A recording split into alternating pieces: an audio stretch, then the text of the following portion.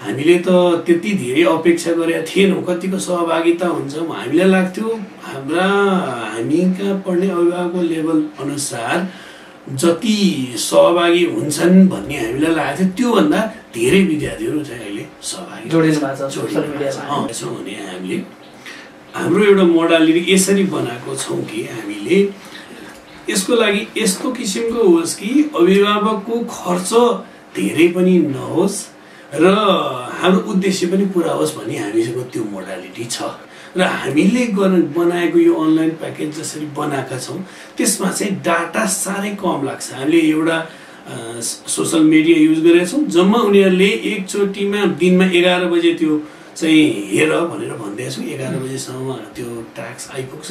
त्यसपछि हेरेपछि त्यो मोबाइलमा सेभ हुन्छ।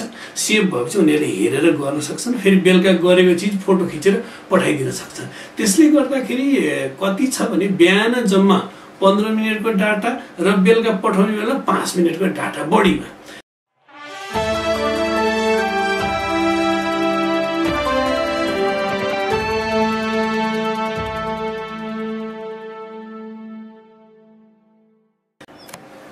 नमस्कार, यहाँ सबैलाई हार्दिक स्वागत छ। आज हामीसँग अनिता मिलन इन्टरनेसनल एकाडेमीका प्रिन्सिपल शिशिर अधिकारी हुनुहुन्छ। उहाँसँग हामी अनिता मिलन इन्टरनेसनल एकाडेमीले के गर्दैछ, कस्तो खाले शिक्षा प्रदान गरिरहेको छ र पछिल्लो समय यो लकडाउन र कोरोना महामारीले गर्दा बालबालिकाहरूमा के कस्तो असर परेको छ, यतिखेर यो एकाडेमीले कसरी सहजीकरण गरिरहेछ लगायतका विषयमा हामी कुराकानी गर्न गइरहेका छौँ। सर, यहाँलाई स्वागत छ। धन्यवाद। लकडाउनको समय कसरी बिताइराख्नु भएको छ? लकडाउनको समय विशेष गरी सुरुमा त घरमै बस्यो धेरै जसो। त्यसपछि अरू बिस्तारै यो स्कुलको एकाडेमिक क्रियाकलापहरू पनि अलिअलि लाग्यो। स्कुलमा आफू हुनाले एक्लै आउँथे विद्यालयका, अरू चाहिने नन एकाडेमिक क्रियाकलापहरू पनि यताउति गरेँ र त्यसको लागि टिचरहरूलाई इन्स्ट्रक्सन दिने, भाइ बहिनीहरूसँग बालबालिका अभिभावकसँग सम्पर्कमा रहने गरिरहेको छु। लकडाउनको समयमा त धेरै समयपछिको यो अलिकति रेस्ट प्राप्त भयो भन्ने धेरै क्षेत्रका व्यक्तित्वहरूको भनाइ आउँछ। तपाईँ एउटा अनि टिचर होइन, शिक्षक भएको नाताले तपाईँलाई अलिकति आराम भएको महसुस भयो। यो त वास्तवमा एक किसिमले यसलाई तपाईँले मेरो व्यक्तिगत कुरा भन्नुपर्दाखेरि एक किसिमले त यो दुःखद क्षण नै हो। यो दुःखद क्षण नआओस्, यस्तो अवस्था त कहिले नआओस्। तैपनि केही समयको लागि एक खालको एउटा सुखानुभूति नै हुँदो रहेछ यो यस्तो समय अवस्था चाहिँ। किनभने अब आफू पनि कतै जानु नपर्ने, केही चिज सोच्नु नपर्ने, धेरै कुराहरू चाहिँ दिमागमा लिइरहनु नपर्ने। अब यो एउटा महामारीको कुरालाई छोडिदिने हो भने यो खालको यो सुखानुभूति पनि हुँदो रहेछ। तर अब यही चिज लामो भयो भने त समस्या छ। तर छोटो समयको लागि बस्ने माहौल पनि मिल्यो, राम्रो वातावरण मिल्यो। एकदम घर परिवारसँग बस्ने वातावरण मिल्यो। अब कहिले कुरा नगरेको मान्छेसँग नि फोनमा कुरा गर्ने, सम्पर्क गर्ने, हाई हल्लो गर्ने। अब यसरी चाहिँ अलिकति सामाजिक दूरी, अब एक किसिमले भन्ने हो भने सामाजिक दूरी भनेर भन्ने कुरा हुन्छ। मलाई चाहिँ के लाग्छ, सामाजिक दूरी भने चाहिँ मान्छेहरूको चाहिँ अर्काको घरमा नजाने त्यो चाहिँ हो। अब तर मनको दूरी त चाहिँ नि यसले चाहिँ जन्नजिक बनायो। अहिले सामाजिक दूरी कायम गर्दै सामाजिक सञ्जालले मनको दूरी चाहिँ निकै नजिक बनाएको छ। अनिता मिलन इन्टरनेसनल एकाडेमीमा पढ्ने बालबालिकाहरू यतिखेर के छ, तपाईँको कसरी अब प्रिन्सिपल भएको नाताले ती बालबालिकाहरूको अभिभावक अथवा बालबालिकाहरूसँग सहजीकरण गरिराख्नु भएको छ अहिले चाहिँ? अब विशेष गरी यहाँका नानीहरू चाहिँ धेरै जसो अब यो लोकल त छैनन्, काठमाडौँभन्दा बाहिरकै छन् धेरै विद्यार्थीहरू, धेरैभन्दा धेरै अलमोस्ट। अब उनीहरू धेरै जसो त काठमाडौँ छोडेर उतै उनीहरूकै घर गएकै पाइयो। उनीहरूको आफ्नै घरमै गएका छन् र कतिपय चाहिँ यतै छन्। र तीमध्येमा धेरै जसो हाम्रा बालबालिकाहरू चाहिँ अलि निम्न वर्गीय र निम्न मध्यम वर्गीय बच्चाहरू हुनाले धेरै जसो नानीहरू चाहिँ आफ्नो परिवारलाई सघाउने, परिवारसँग हिँड्ने, अब जस्तो गाउँघरतिर जानेहरू त घाँस दाउरा पनि गर्ने, खाना पकाउन सहयोग गर्ने, यसरी चाहिँ गरिरहेको पाइयो। वास्तवमा यो पनि एक किसिमको शिक्षा नै हो। उनीहरूले ती चिजहरू सिके। यदि यो अवस्था नहुँदो हो भने आज तिनीहरू गाउँमा जाँदैन थियो होला, त्यो दुःख देख्थे। उनीहरूको बाबुआमाले परिवारले कसरी उनीहरूलाई ग्रोन अप गरेछ, कसैले हुर्कायो बढायो, कस्तो अवस्था छ त्यो कुरा पनि केटाकेटीले देख्न पाए, सिक्न पाए, ग्रामीण भेग देख्न पाए, दुःख के हो भन्ने कुरा बुझ्न पाए। त्यस्ता धेरै कुराहरू चाहिँ उनीहरूले सिकिरहेछन् भन्ने मलाई लागेको छ। अब ती बालबालिकाहरूको लागि यो बिचको जुन 2 महिनाको समय त झन्डै झन्डै पुगिसक्यो। इक्जाम हतारमा परीक्षा सकेर अब सबैलाई घर पठाइयो, त्यसपछि त स्कुलको भन्ने नागमुखै देख्न सकेन। ती बालबालिकाहरू अब जुन शिक्षा हिजो सिकिराखेका थिए, जुन विद्यालय पढाइ थियो, त्यो पढाइ त बिर्सिने सम्भावना व्यापक हो। यसमा चाहिँ कसरी सहजीकरण गर्नुभएको छ? यो काम चाहिँ तपाईँहरूले अब यो बच्चाहरूले कसरी सिकिराखोस्, उसको दिमागमा भएको कुरा चाहिँ कसरी रिन्यू गरिराख्ने भन्ने कुरा चाहिँ कसरी अगाडि बढाउनु? अब यस्तो गरेका छौँ, यसलाई अलिकति समय त हाम्रो लगभग अब कम्युनिकेसन त्यसमा चाहिँ केही गर्नै पाइएन।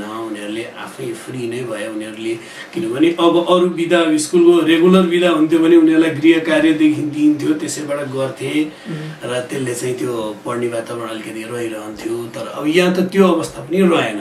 यो नरहँदाखेरि चाहिँ अहिले हामीले पछिल्लो समय चाहिँ के गरेका छौँ भने केटाकेटीलाई र चाहिँ शिक्षकलाई चाहिँ जोड्ने प्रयास विद्यालयले गरेको छ। र जुन अहिले भनिएको छ अनलाइन क्लास भनेर भनिरहेको छ, र अनलाइन क्लास भनेको ठ्याक्कै अनलाइन क्लास जुन अब यो भनेको अहिले नेपालको परिप्रेक्ष्यमा यस्तै खालको चाहिँ अनलाइन क्लास हो भनेर भन्ने अवस्था छैन।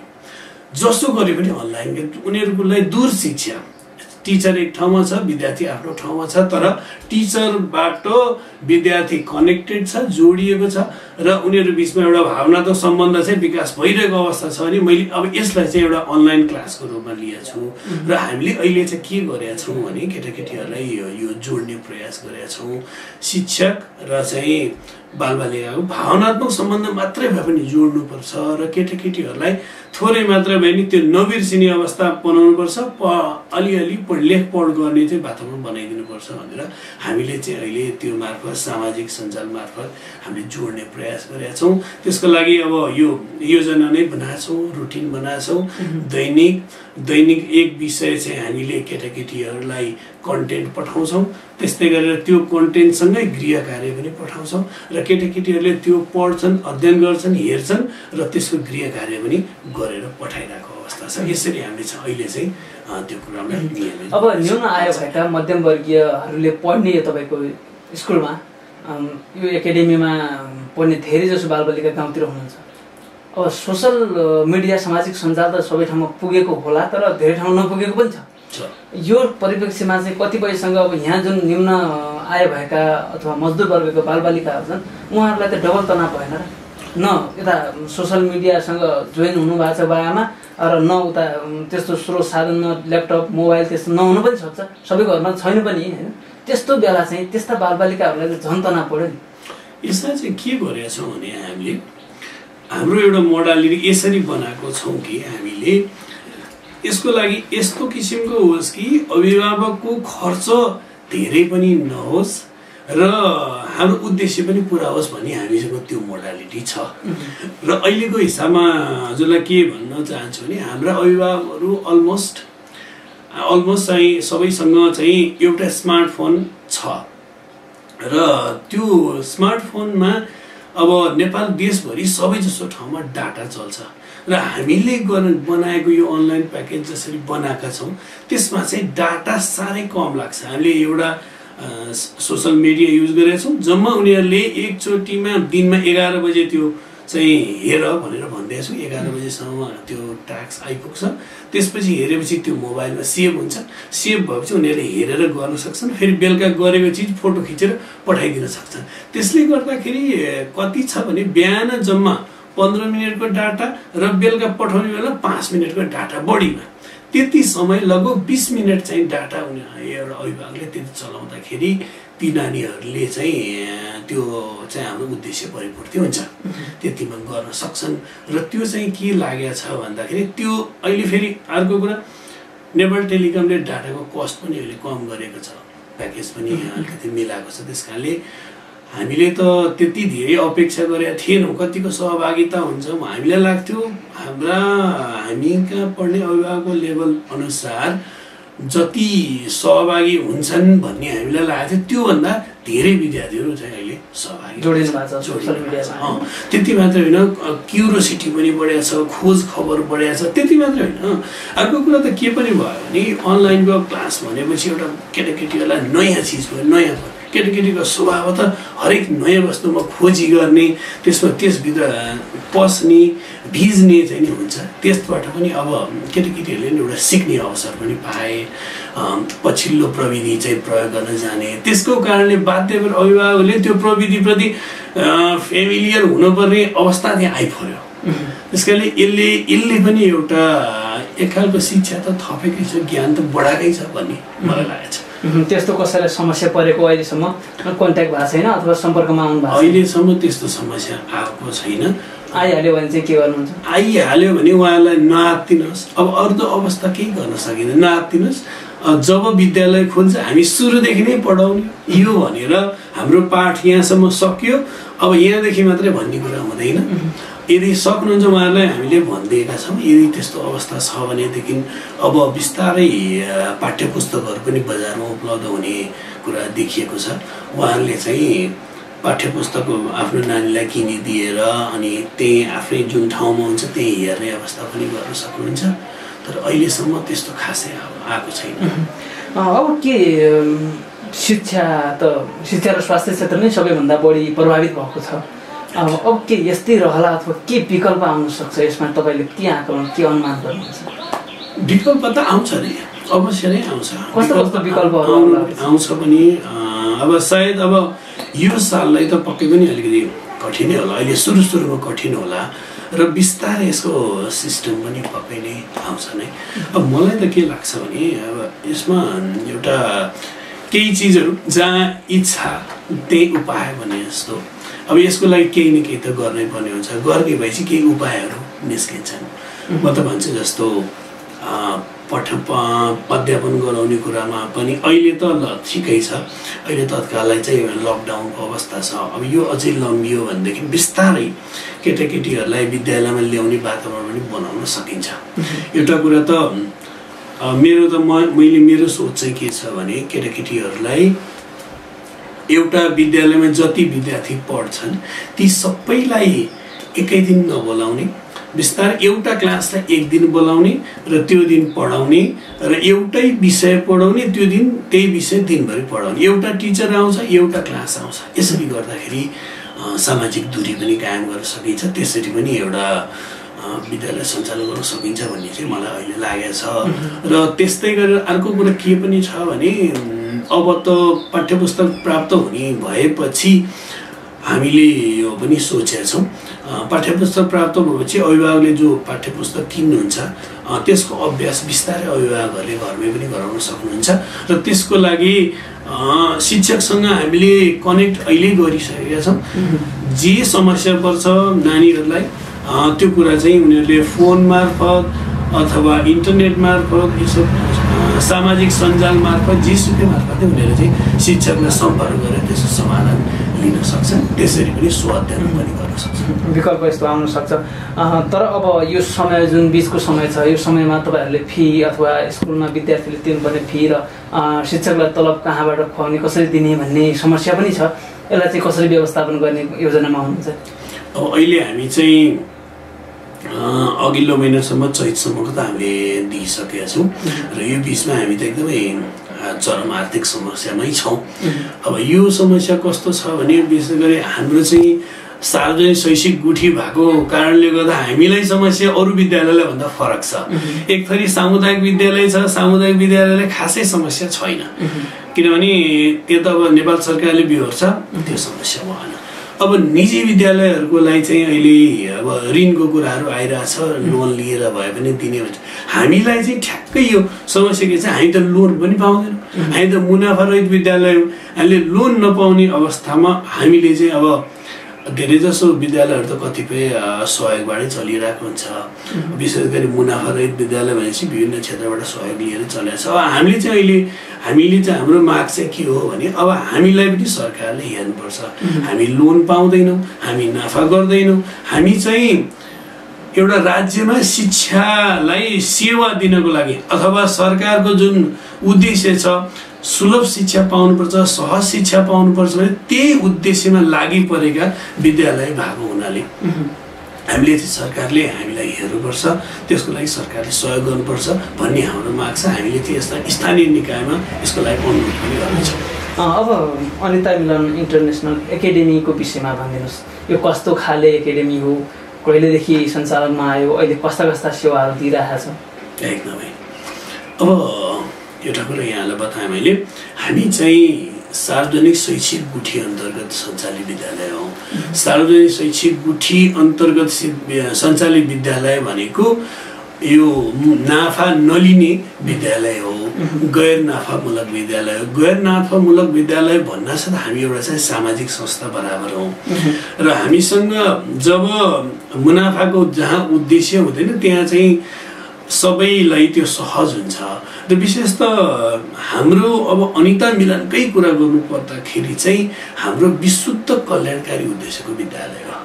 हामीसँग जति गुठियार हुनुहुन्छ, गुठियार पनि कसैको पनि त्यो अपेक्षा छैन यहाँबाट यो कमाउने खाने अथवा यसबाट केही लिने भन्ने अपेक्षा छैन। यो एकदमै ठुलो धेरै सङ्ख्यामा गुठियार हुनुहुन्छ, सायद नेपालमा कमै हुनुहुन्छ होला यति धेरै सङ्ख्यामा गुठियार भएको स्कुल पनि हामीसँग 60 जना जति गुठियारहरू हुनुहुन्छ। र सुरुदेखि नै यसको उद्देश्य चाहिँ के भयो भने ती मानिसहरूलाई, विपन्न मान्छेहरू जो छ उहाँहरूलाई चाहिँ शिक्षाको पहुँचबाट चाहिँ बाहिर नपुर्याउँ, उहाँहरूलाई चाहिँ सहज सुलभ शिक्षामा सुलभ तरिकाले अति न्यून शुल्कमा अथवा कोही सक्दै नसक्ने छ भने निःशुल्कमा शिक्षा दिन सकियोस् भन्ने उद्देश्यले सुरुदेखि नै हाम्रो यो स्थापना भएको हो। त्यही बाटोमा हामी लागिरहेछौँ र अहिले पनि हामीसँग विभिन्न डोनरहरूको चाहिँ सहयोग माग्छौँ। हामी सहयोग लिँदै जति पनि नानीहरू छन् र जति पनि अशक्त अथवा आर्थिक रूपले अति विपन्न वर्गका मानिसहरू, दलितहरू, अपाङ्गहरू यस्ता खालका चाहिँ नि मानिसहरूलाई चाहिँ हामीले निःशुल्क शिक्षा दिँदै आइरहेका छौँ। र अझ यहाँ चाहिँ हामीले हाम्रो स्कुलको एउटा मोटो छ, शिक्षा छ महान, छोराछोरी दुवै समान भनेका छौँ र गर्ल्स एजुकेसनलाई हामीले विशेष फोकस गरेका छौँ। त्यही क्रममा हामीले यस विद्यालयमा हुने सम्पूर्ण छोरीहरूलाई चाहिँ छात्रवृत्तिमा अध्यापन गराइरहेका छौँ। छोराहरूलाई धेरै जसो चाहिँ निःशुल्क गराइराख्नु भएको छ, न्यून आय अथवा है अवस्था हेरेर गराएपछि आर्थिक अवस्था हेरेर छोरीहरूलाई चाहिँ पूर्ण छात्रवृत्ति छ, सबैलाई छ।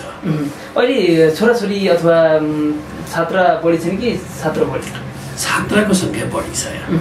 कस्ता खालका परिवारका बच्चाहरू चाहिँ यहाँ पढ्छन्? धेरै जसो मजदुर वर्गका परिवारहरू छन् जो चाहिँ दैनिक ज्याला मजदुरी गर्ने, यो निर्माण क्षेत्रमा काम गर्ने चाहिँ मजदुरका छोराछोरीहरू अलमोस्ट धेरै चाहिँ त्यस्तो मान्छेहरू छन्। अरू यो स्कुलका अरू विशेषताहरू चाहिँ के छन्? अब हामीसँग के छन् भने एउटा हाम्रो उद्देश्य चाहिँ कल्याणकारी उद्देश्य भयो। हामी एकदमै सेवामूलक चाहिँ विद्यालय हो र यस पछाडि हाम्रो जुन शिक्षाको मोडालिटी छ, हामीले केटाकेटीहरूलाई गुणस्तरीय शिक्षा प्रदान गर्नुपर्छ भनेर अलिकति विद्यालयको विद्यार्थीहरूको चौतर्फी विकासमा विशेष ध्यान दिएका छौँ।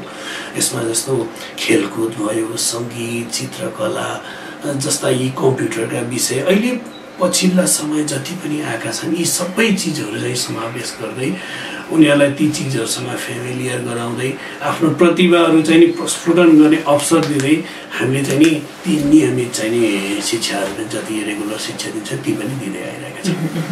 अब गुठीद्वारा सञ्चालित विद्यालय भइसकेपछि होइन गुठियारहरूको आफ्नो आफ्नो कुनै न कुनै स्वार्थ बाँझिएको हुन्छ, कुनै स्वार्थ छैन भनिसक्नुभयो, तर 60 जनाभन्दा बढी गुठियार हुनुहुन्छ।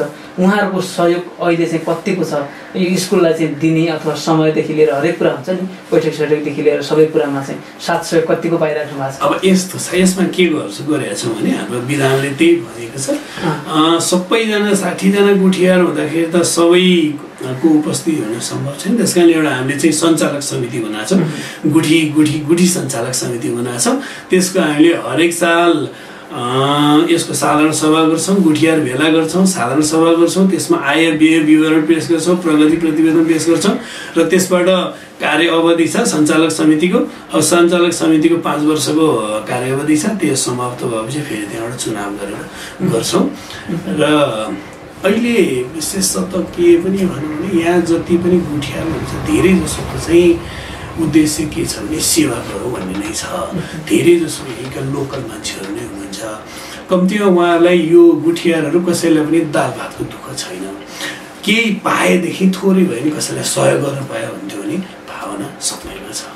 र अझ कस्तो छ भने अहिले एउटा मैले के पनि देख्दैछु भने मान्छे एक थरी मान्छेहरू त सहयोग कहाँ पाइन्छ भन्ने एक थरी त हुनुहुन्छ, तर जो आजको समयमा खाना लाउन दुःख छैन, 2-4 पैसा खर्च गर्न दुःख छैन, यस्तो खालको मान्छेहरू चाहिँ अलिकति केही गर्न पाए हुन्थ्यो, निम्न वर्गलाई कसैलाई सहयोग गर्नु पायो भन्ने मान्छे धेरै देख्दैछु म अचेलभरि। त्यस्ता खालका मान्छेहरू हुनुहुन्छ जो चाहिँ अलिकति सहयोग गर्न पाए एउटा आत्मसन्तुष्टि छ नि त्यसमा। सहयोग गर्दाखेरि अर्कोलाई मद्दत गर्न पाउँदाखेरि जुन एउटा आनन्द मान्छेमा छ त्यो त अन्त कहीँ पाइँदैन नि। त्यसकारणले केही गर्न पाए हुन्थ्यो भन्ने मान्छेहरू हुनुहुन्छ, उहाँहरूलाई चाहिँ एउटा ठाउँ पनि चाहिएको छ। हाम्रा गुठियारहरू पनि त्यस्ता मान्छेहरू पनि हुनुहुन्छ, कतिपय यसरी सहयोग गर्न चाहनुहुन्छ। त्यस कारणले कम्तीमा उहाँहरूलाई अहिले गुठियार बनेर मैले अरूलाई सहयोग गर्नु पाएको छु भन्नेमा उहाँहरू खुसी र सन्तुष्ट हुनुहुन्छ। यसमा पनि बेला बेला उहाँहरूले चाहिँ सहयोग पनि गरिरहनु भएको छ। गुठियारले आफूले सक्दो खालको सहयोग पनि विद्यालयलाई गर्नुहुन्छ। अब यी गुठीद्वारा सञ्चालित विद्यालयहरूको एउटा सङ्घ पनि छ, त्यसमै आबद्ध यो एउटा विद्यालय पनि हो। यसबारेमा भनिदिनुहोस् त्यो कस्तो सङ्घ हो अथवा कति छ देशभरिमा यसको यो गुठीबाट सञ्चालित विद्यालयहरू चाहिँ? अब यसको पेटस्थान भन्ने छ, जस्तो सार्वजनिक शैक्षिक गुठी सङ्घ भन्ने छ।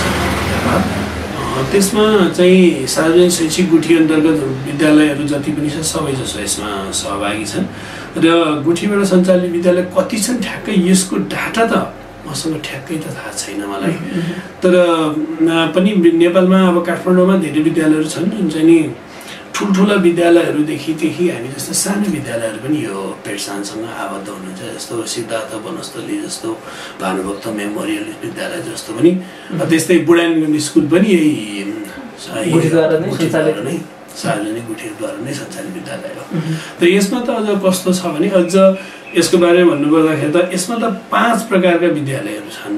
जस्तो एक थरी चाहिँ गुम्बाबाट सञ्चालित, जस्तो धार्मिक उद्देश्यबाट सञ्चालित मदरसा भयो, गुम्बाबाट सञ्चालित विद्यालय एक खालका छन्। अर्को पूर्ण दान दातव्यमा सञ्चालित कुनै संस्थाबाट सञ्चालित विद्यालयहरू छन्।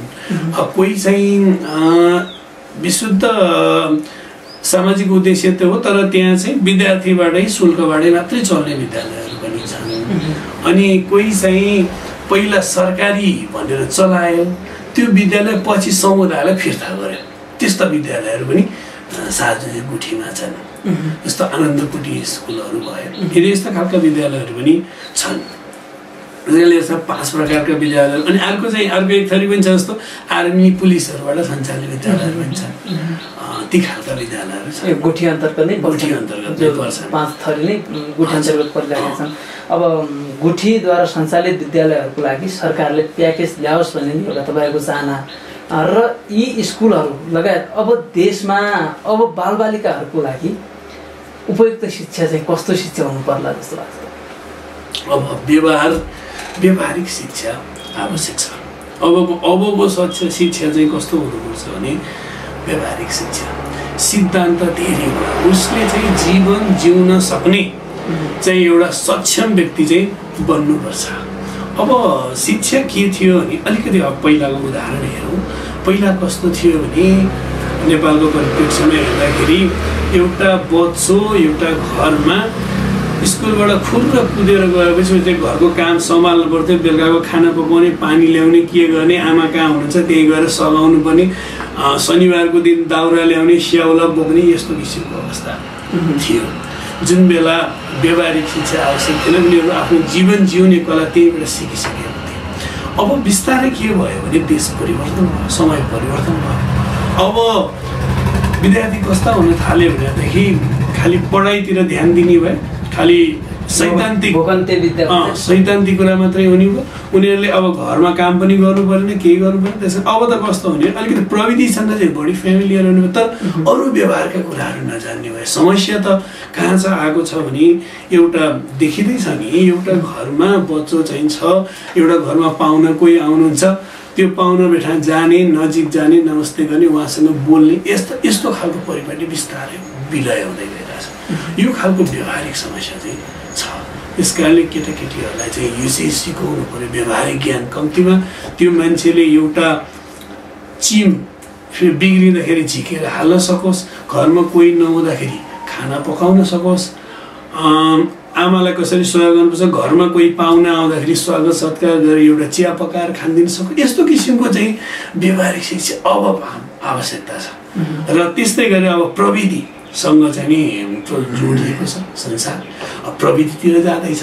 र त्यसपछि प्राविधिक शिक्षा आवश्यक छ प्रविधिका, किनभने विज्ञान र प्रविधिले नै संसारलाई अगाडि बढाउने हो। अब त्यस कारणले मान्छे जस्तो हुनु पर्यो, नैतिकवान हुनु पर्यो, चरित्रवान हुनु पर्यो, र प्रविधिसँग फ्यामिलियर हुनु पर्यो, र उसले व्यवहारिक शिक्षा जान्नु पर्यो। अब अभिभावकहरूसँगै हुनुहुन्छ अहिले बालबालिकाहरू, 1 महिना 1.5-2 महिना हुन लागिसक्यो भनौँ, 2 महिना बित्न लागिसक्यो। तपाईँ के भन्नुहुन्छ त्यति अभिभावकहरूलाई जो आफूसँगै अहिले बच्चा हुनुहुन्छ, आफ्नो बच्चा उहाँहरूसँगै हुनुहुन्छ र यतिखेर विद्यालय बन्दछन्, यतिखेर चाहिँ तपाईँ एउटा शिक्षक भएको नाताले ती अभिभावकहरूलाई चाहिँ के सुझाव दिनुहुन्छ? यो त एकदमै राम्रो प्रश्न गर्नुभयो। यो अहिले चाहिँ समय भनेको असाध्यै महत्त्वपूर्ण समय हो। विद्यार्थीहरूले, नानीहरूले अहिले चाहिँ सिक्ने महत्त्वपूर्ण गरेर सिक्ने। धेरै अभिभावकहरू अहिले आत्तिनु भएको छ, कतिपय एकदमै धेरै आत्तिनु भएको छ। सर हामी त अनलाइन क्लास सुरु गरिसक्नु भयो होला, हामी आउनु पाएको छैन, के होला सर, योपालि के हुन्छ होला, विद्यार्थीको भविष्य भन्ने खालको चाहिँ उहाँहरू चिन्ता छ। वास्तवमा त्यो होइन। जे उनीहरूले जान्नु पर्थ्यो, जे कुरा उनीहरूले सिक्नु पर्थ्यो, उनीहरूको त्यो कुरा चाहिँ अहिले सिक्दैछन् केटाकेटीहरूले। उनीहरूको मम्मीले बाबाले कति दुःख गरेर उनीहरूलाई पठाउनु भएको छ, त्यो गर्नको लागि कति सङ्घर्ष गर्नुभएको छ, त्यो कुरा देखाउने बेला हो यो। उहाँहरूले कसरी चाहिँ जीवन अगाडि बढाउनु भयो त्यो कुरा सिकाउने बेला हो यो। आफू सँगै हुनुहुन्छ त्यो बेलामा चाहिँ नि धेरै कुराहरू, यस्ता चिजहरू, व्यवहारिक कुराहरू चाहिँ उहाँहरूले सिकाउन सक्नुहुन्छ। त्यो पनि एउटा ठुलो ज्ञान हो। यदि सायद यो यत्रो लामो सँगै विद्यार्थीहरू हुँदैन थिए भनेदेखि त्यो अवस्था नहुन्छ। बिस्तारै अहिले त के भइसकेको छ भने पढ्ने भनेपछि अब दिनभरि स्कुल आउँछन्, अनि तिनीहरूको केही समय चाहिँ अरू केटाकेटीसँग खेल्न जान्छन्, बेलुका घर आएपछि अलिअलि होमवर्क गर्छन्, त्यसपछि राति सुत्छन्, फेरि बिहान ढिला उठ्छन्। अब अहिले त्यस्तो प्याटर्नहरू चाहिँ बिस्तारै डेभलप हुँदै गएको छ। त्यस कारण अभिभावकसँग बस्ने, अभिभावकका कुराहरू सुन्ने, त्यो चिजहरू नै थिएन। तर अब अहिले चाहिँ अभिभावकहरूले ती चिजहरू सिकाउन सक्नुहुन्छ, ती दुःख बुझाउन सक्नुहुन्छ, ती चिजहरू देखाउन सक्नुहुन्छ। त्यस्ता खालको व्यवहारिक ज्ञानहरू अभिभावकले दिन सक्नुहुन्छ। अब बच्चाहरूलाई हेर्ने समय अथवा हेर्ने जिम्मा भनेको स्कुलको मात्र नभइकन अभिभावकको विशेष हो भन्ने कुरा यो समयले देखाउँछ। यो समयले अहिले अभिभावकलाई वास्तविक रूपमा बच्चाहरूलाई सिकाउनु पर्ने के हो भन्ने कुरा चाहिँ देखाउँदैछ, सिकाउँदैछ। र यतिखेर यदि सदुपयोग गर्न सकेन यो समय भने चाहिँ फेरि भविष्यमा यस्तो समय आउँदैन। अब स्कुलमा कतिजना बालबालिकाहरू हुनुहुन्छ त्यो मैले अघि र कतिजना स्टाफ हुनुहुन्छ, अहिले कसरी त्यो कति ठाउँमा अथवा कस्तो खालको शिक्षा दिइराख्नु भएको छ? थप के अहिले अब हामीसँग केटाकेटीहरू 200 नानीहरू छन् यो विद्यालयमा पढ्ने। हामी त अहिलेसम्म बेसिक क्लास मात्रै चलाइरहेछौँ। त्यसपछि हामीसँग टिचिङ नन टिचिङ गरेर 20 जना स्टाफहरू हुनुहुन्छ। त्यसपछि अब हाम्रो चल्ने स्कुल रनिङको जुन मोडालिटी छ धेरै जसो चन्दादान सहयोग नै हो। र हाम्रो चाहिँ उद्देश्य कल्याणकारी भएको हुनाले हामीले विभिन्न व्यक्ति तथा संस्थाहरूसँग चाहिँ हामीले अनुरोध गर्छौँ र उहाँहरूले चाहिँ इच्छा देखाउनु भयो, सहयोग गर्न चाहनुभयो भनेदेखि उहाँहरूले गर्न सक्नुहुन्छ। अहिले पनि हामीलाई केही संस्थाहरू हुनुहुन्छ जस्तो गेट पेपर इन्डस्ट्रीले सहयोग गरिरहनु भएको छ, त्यस्तै गरी अरू व्यक्तिहरू पनि हुनुहुन्छ उहाँहरूले चाहिँ उहाँहरूले पढाइदिनु भएको छ कसैले 1 जना 2 जना कसैले 3 जना कसैले 5 जना यसरी पढाइदिनु भएको छ कसैले मन्थली फी दिइदिनु भएको छ कसैले भर्नासम्म गरिदिनु भएको छ अब यसरी जो चाहिँ अलिकति इच्छा राख्नुहुन्छ म चाहिँ सेवा गर्छु केटाकेटीलाई शिक्षा दान जस्तो महान कार्यमा म पनि सहभागी हुन चाहन्छु भनेर जो हुनुहुन्छ उहाँहरूलाई चाहिँ हामीले अनुरोध गर्छौँ उहाँहरूले गरिरहनु भएको छ र एउटाले गर्नुभएपछि उहाँहरू खुसी हुनु भने अर्कोलाई पनि उहाँले रिकमेन्ड गर्नुहुन्छ अर्को पनि यहाँ बन्नुहुन्छ तर अहिले चाहिँ हामीसँग अलिकति समस्या चाहिँ के हुँदो रहेछ भने यसमा चाहिँ हाम्रो समस्याको कुराहरू पनि छ स्थायी गर्न दातालाई स्थायी गर्न चाहिँ समस्या रहने रहेछ यो बिचमा डोनरलाई चाहिँ अब 1 जना आउनु भयो भनेदेखि अब 1 साल 2 साल गर्नुहुन्छ फेरि अर्को सालदेखि नगर्ने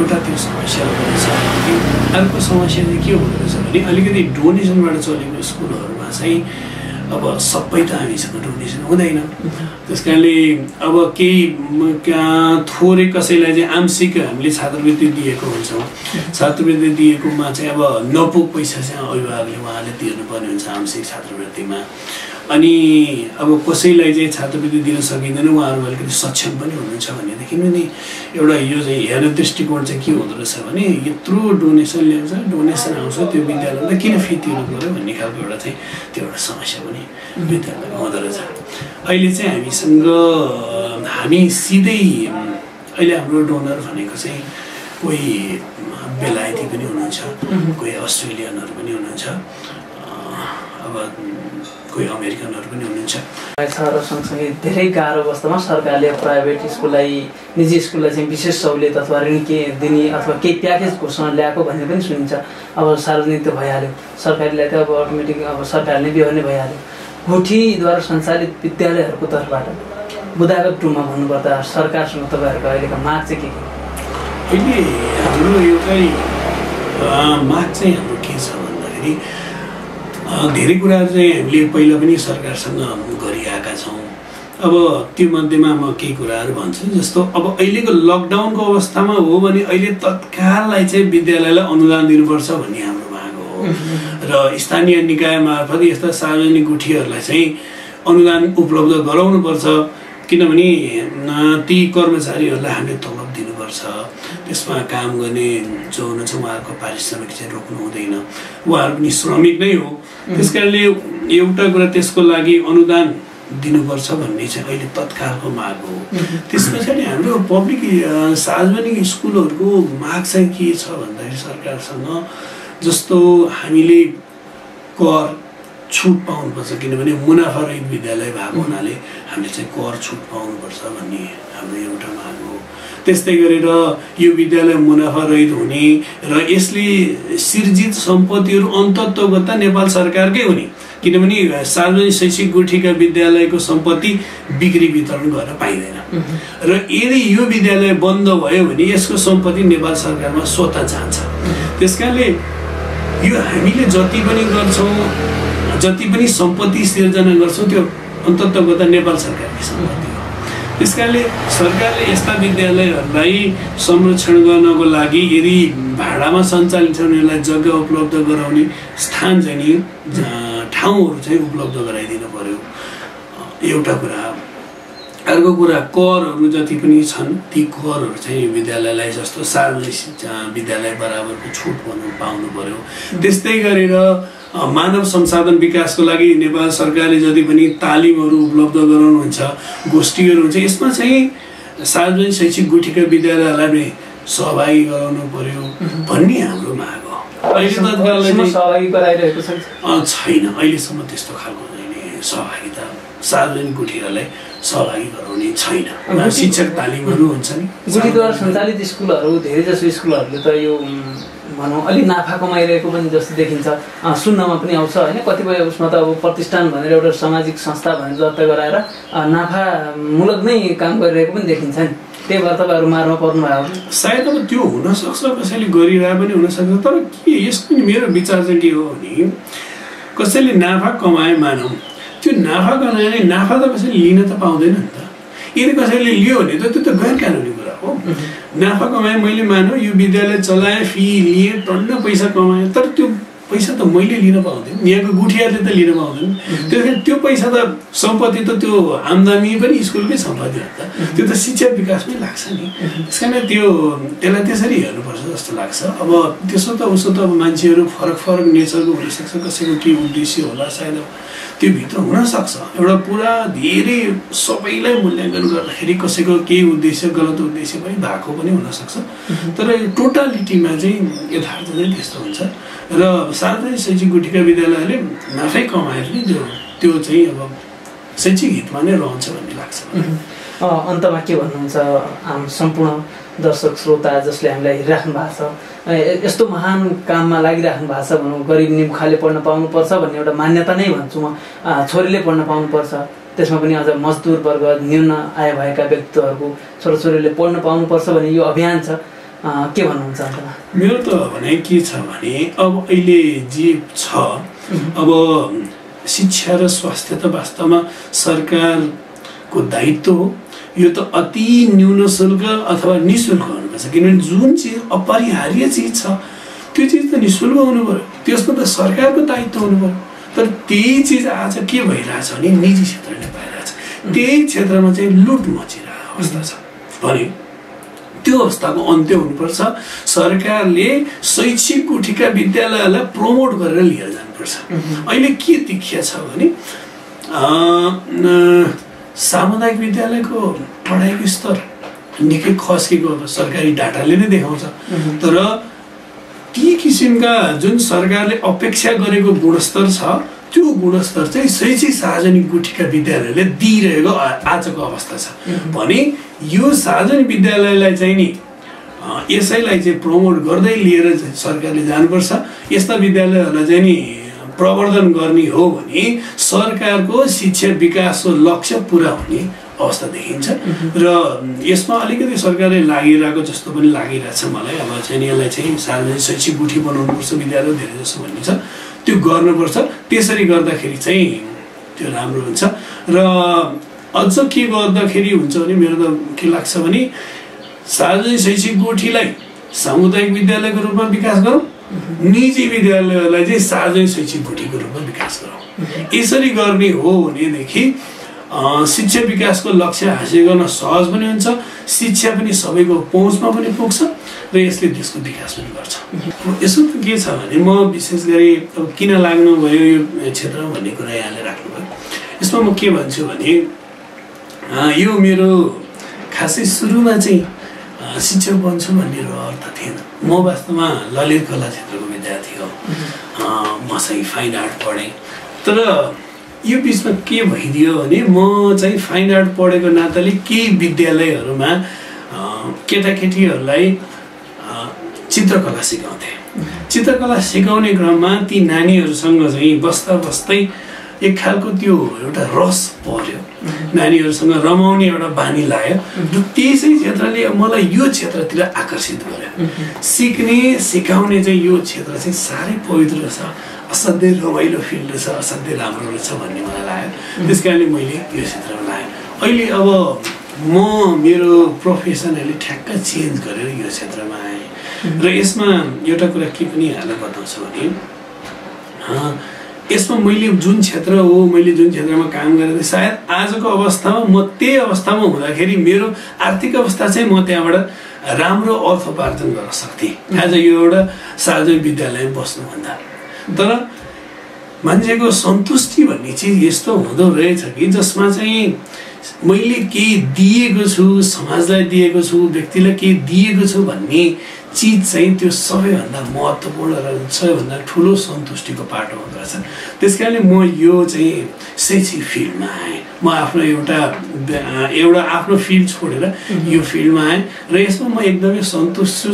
विशेष त मलाई धेरै पैसाको आवश्यकता पनि छैन, मसँग मेरो यहीँ घर छ, अब सानोतिनो आम्दानी यसैले चल्छ र मलाई ठुलो घर बनाउनु पर्ने आवश्यकता पनि अलिकति जमिन छ, घर छ। त्यही कारणले आज मलाई के कसैलाई केही गर्न पाउँदा चाहिँ सन्तुष्टि हुन्छ, न कि मलाई चाहिँ धेरै पैसा कमाउने अथवा यस्तो गर्ने भन्ने धेरै एम्बिसन छैन। सेवा गर्नु पाउँदा निकै खुसी, सेवा गर्नु पाउँदा चाहिँ म असाध्यै खुसी छु, आज पनि एकदमै खुसी छु। किनभने म यहाँ बसेर धेरै मेरो त्यो अवस्था हुँदै हुँदैन आर्थिक रूपले धेरै सबल हुने अथवा त्यो त हुने त्यस कारणले जे छ त्यसमा म असाध्यै सन्तुष्टि छु आत्मसन्तुष्टि सबभन्दा ठुलो कुरा भनेको छु समयको लागि धेरै धेरै धन्यवाद हस् धन्यवाद